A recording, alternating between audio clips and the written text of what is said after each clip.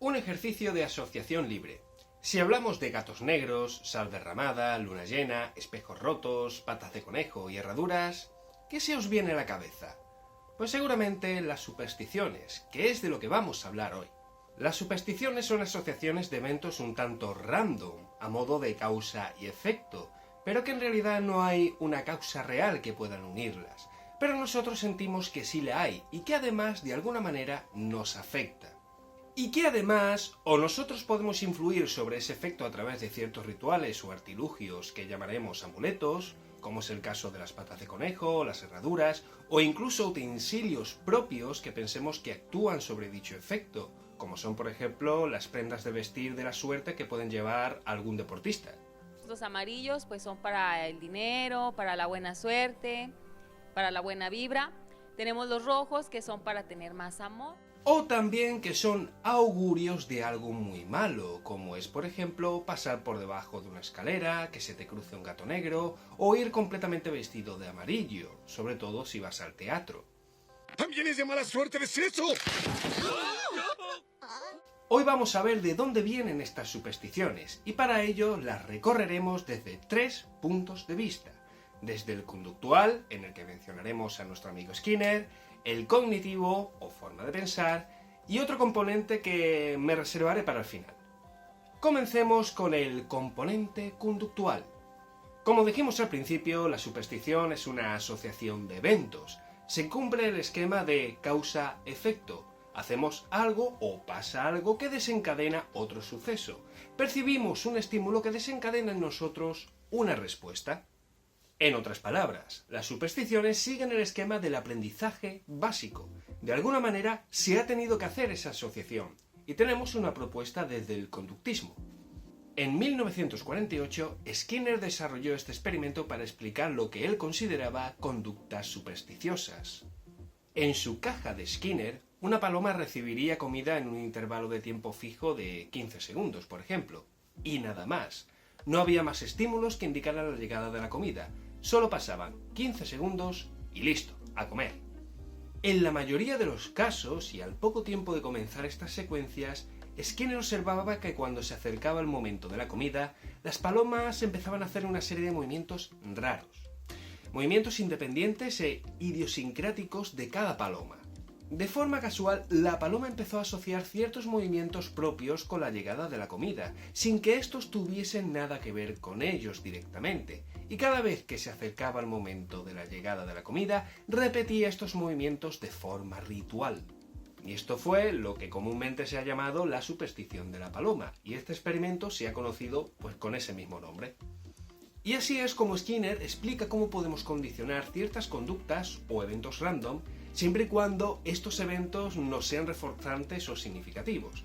Pero estas conductas de las palomas también se pueden explicar de otra manera. Concretamente, aludiendo no a que la paloma condicione sus actos con la llegada de la comida, sino que se condicione al tiempo y sea capaz de predecir por sí sola la llegada de la comida, por lo que, como muestras de anticipación, desarrolla conductas que tienen que ver con la alimentación, como es el moverse por el entorno, buscar con la mirada, picotear, etc. Es otra explicación posible un poco alejada de la propia idea de la superstición, pero recordad que cada paloma entrenada desarrollaba sus propios movimientos que rara vez cambiaban, los repetían de forma sistemática. Si fuera simplemente anticipación, pues bueno, podría haber un poco de variabilidad, pero no, se repetía siempre de la misma forma y con la misma secuencia de movimientos cuando se acercaba el momento de exposición de la comida. Existen otros experimentos parecidos, como este donde se utilizan ratas en vez de palomas, y donde los resultados fueron similares, añadiendo además la importancia de la contigüidad en la presentación de la comida, para asociar mejor los comportamientos repetitivos o supersticiosos. Y bueno, esta es la aportación que tenemos desde el conductismo. Aunque plausible, todavía queda lejos de explicar todo el mecanismo de la conducta supersticiosa en humanos. Tomemos como ejemplo un deportista que lleva una foto de su hijo a cada partido porque dice que le da suerte. No es que haya asociado un mejor rendimiento de sí mismo en los partidos por llevar la foto. Lo hace por otro sentido más personal y más significativo. Tener a mi hijo presente en el partido me da suerte. Es un esquema de pensamiento hecho a priori y es mucho más compleja que una simple asociación aleatoria de eventos.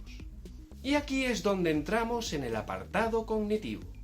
Para empezar este apartado, las supersticiones se explican muy bien a través del concepto del pensamiento mágico, del cual ya hablábamos en el vídeo anterior y que podéis ver ahora. Echadle un vistazo antes de seguir y ya de paso, si os ha gustado la historia de las palomas, suscribiros. Según este estudio de la Universidad de Kansas, hay 3 razones por las que la gente acude a las supersticiones. Para ganar control sobre las situaciones inciertas, para reducir los sentimientos de indefensión o impotencia, y porque es más sencillo recurrir a las supersticiones que aprender nuevas estrategias de afrontamiento. Si volvemos al concepto de amuleto como objeto con virtudes mágicas, encuadra muy bien con lo anteriormente dicho. Un amuleto lo mismo te sirve para protegerte contra energías negativas, que bien podrían ser situaciones inciertas. Te da suerte en una o varias situaciones de la vida en las que normalmente no tienes control directo o sientes que no tienes mucho control directo, por lo que reduce los sentimientos de impotencia ante las situaciones incontrolables. Y si lo portas y además lo acompañas con algún tipo de acto ritual, inmediatamente soluciona tus problemas relacionados con X cosas, por lo que es una medida mágica de afrontamiento. Y veréis que esto no me lo he sacado de la manga, es que estas descripciones tan laxas son las que os podéis encontrar en las descripciones de los amuletos. Los amuletos son objetos que, debidamente preparados, ritualizados y personalizados, nos permiten conseguir propósitos que tienen que ver con el amor, suerte, salud, trabajo, dinero, protección, etc. Aquí están las diferentes situaciones en las que puedes percibir poco control o ser inciertas dependiendo de la persona. Son objetos especialmente programados que encierran en su simbología formas enigmáticas, frases, letras y otras características de una gran riqueza interpretativa. Y según como tú quieres interpretarlos, pues te servirán más o menos. Todo depende del nivel de superstición que tengas. Es más, esa interpretación, que al fin y al cabo no es más que una asociación de eventos, es lo que provoca el pensamiento supersticioso. Eso sí, el que ha hecho esta descripción no se moja. Si no funcionan, o no están debidamente preparados o ritualizados, o tú no le has dado la interpretación que se merecen. Vamos, que la culpa es tuya si la cosa sale mal, sí o sí, porque tienen excusa. Todo encaja.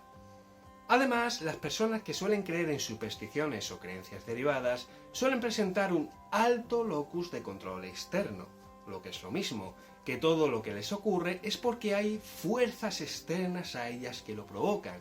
Ellos tienen poco control sobre eso. Para saber mejor en qué consiste el concepto de locus de control, aquí tenéis este vídeo donde se explica perfectamente. Y como último elemento a destacar sobre el pensamiento relacionado con las supersticiones, vamos a hacer referencia a un estudio donde se quiso averiguar si había diferencias en la inteligencia entre personas que se consideraban más susceptibles o más supersticiosas, sobre todo en el ámbito religioso. Los resultados no encontraron grandes diferencias en la inteligencia, pero sí encontraron que las personas que se consideraban supersticiosas solían tener menos pensamiento analítico y se dejaban llevar más por la intuición, justo al contrario que las personas susceptibles. Aquí hemos hablado sobre herraduras, de gatos negros, de escaleras, sobre todo al principio, y lo has sabido asociar con las supersticiones, pero ¿cómo sabías tú que todos esos elementos tienen que ver con los pensamientos supersticiosos? ¿Acaso has tenido experiencias con gatos negros, o con herraduras, o escaleras, o con espejos rotos? ¿De qué sabes de qué va todo eso? Pues bien, sobre eso es lo que vamos a hablar en este último punto, que era el que me guardaba en la manga. Porque en las supersticiones también participa un fuerte componente cultural. Es raro, pero en muchos sitios donde he buscado información sobre supersticiones no hay muchas referencias al elemento cultural, ya que muchas de nuestras supersticiones más tradicionales se deben más por la transmisión de semejantes que por la experiencia propia del aprendizaje. Es que para adoptar ideas supersticiosas tampoco se necesitan muchos requisitos. Tan solo se necesita una asociación aleatoria entre eventos, que haya una consecuencia común, ya sea tener mala suerte o buena suerte, o bendición o maldición de un espíritu, lo que sea, una narrativa que lo respalde, e inicialmente un círculo social cerrado donde transmitirlo fácilmente. Y este entorno social cerrado es muy importante. Cuanto más cerrado y más cohesión en el grupo social, más fácil es propagar este tipo de ideas. Os pongo un ejemplo. ¿Recordáis la lección de Jane Elliot y su experimento con los ojos azules y los ojos marrones? consiguió crear una segregación estereotipada entre sus propios alumnos en muy poco tiempo, valiéndose solamente de una asociación tan aleatoria como que los niños con ojos azules son menos inteligentes. Ya está. La justificó con una historia generalizada y la inculcó pronto entre sus alumnos en un ambiente limitado como en un aula de escuela. Os pongo otro ejemplo de poder del entorno un poco más rocambolesco. ¿Sabéis lo que es el folie à deux o la locura de A2? Es el nombre coloquial con el que se conoce el trastorno psicótico compartido, que ocurre cuando las personas adquieren síntomas delirantes de alguien con quien tienen una estrecha relación. Suele pasar en ambientes bastante aislados, donde la persona con el trastorno psicótico es quien domina la interacción y termina impartiendo o imponiendo sus ideas sobre el resto.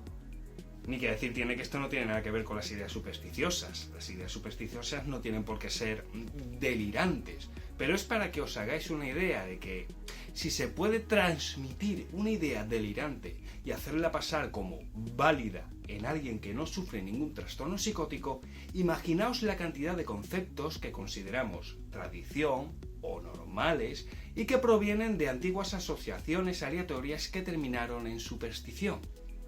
Hablemos ahora de algunas supersticiones clásicas, como por ejemplo todo el halo oscuro y misterioso que rodea la tragedia de Shakespeare, Macbeth. O esta otra anécdota teatral, que es el usar el color amarillo en la vestimenta como símbolo de mala suerte, superstición relacionada con la muerte de Molière, que no murió sobre el escenario, sino varias horas después con una enfermedad que ya llevaba tiempo padeciendo.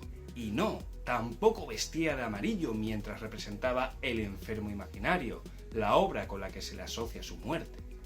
Y si hablamos de los gatos negros, pues muchísimo peor, puesto que su historial como portadores del mal augurio viene desde la época de la epidemia de la peste, en la Edad Media, pues se consideraban que eran ellos los que transmitían esta enfermedad de alguna manera.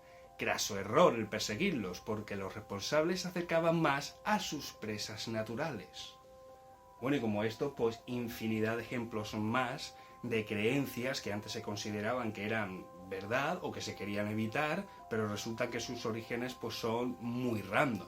Depende más del poder de la creencia popular, del sensacionalismo y del misterio que rodean a estas creencias que su propio origen per se.